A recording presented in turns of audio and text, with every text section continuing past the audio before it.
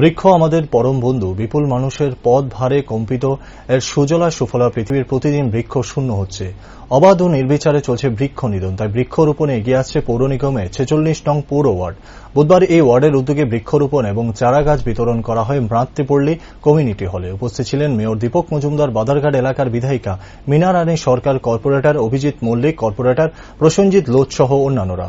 অনুষ্ঠানে বক্তব্য রাখতে গিয়ে মেয়র দীপক মজুমদার বলেন, বৃক্ষ নিধনের ফলে প্রাণীর জীবন ধারণের নিয়ামক অক্সিজেনের সরবরাহ হ্রাস পাচ্ছে প্রবলভাবে। জীবনের জন্য, জীবিকার জন্য বৃক্ষের প্রয়োজনীয়তা অনস্বীকার্য। বৃক্ষ মূলত পরিবেশ, আবহাওয়া ও জলবায়ুর ভারসাম্য বজায় রাখে। শুধুমাত্র বৃক্ষরোপণই নয়, যে গাছটি লাগাবেন সেই গাছটি বড় হওয়া পর্যন্ত তাকে পরিচর্যা করাও আমাদের সকলের কর্তব্য।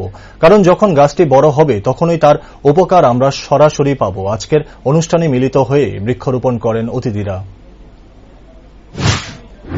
আমরা জানি গাছ যখন লাগাবো আমরা যেমন অক্সিজেন পাবো, পাশাপাশি পরিবেশকে ভারসাম্য রক্ষা করা যায়। এই উদ্দেশ্যে আমরা বিভিন্ন জায়গায় গাছ লাগানো হয়।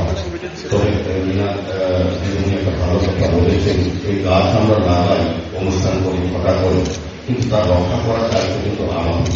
আজকে 200টি চারা প্রকৃতির সহযোগে বিভিন্ন দোকানদারকে, ব্যবসায়ী বিন্দুকে উনি দেবেন। উদ্দেশ্যটা হচ্ছে সচেতন করা, গাছ সম্বন্ধে দোকান থেকে দেওয়া হবে। এটা একটা অভিনব পদ্ধতি। আমরা বিভিন্ন পাড়া, বিভিন্ন এলাকা, বিভিন্ন মহল্লা সরকারিভাবে এবং আমরা বেসরকারিভাবেও কিন্তু গাছ লাগে, রাস্তার পাড়ে এবং স্কুলের ময়দানে কিংবা কোথাও।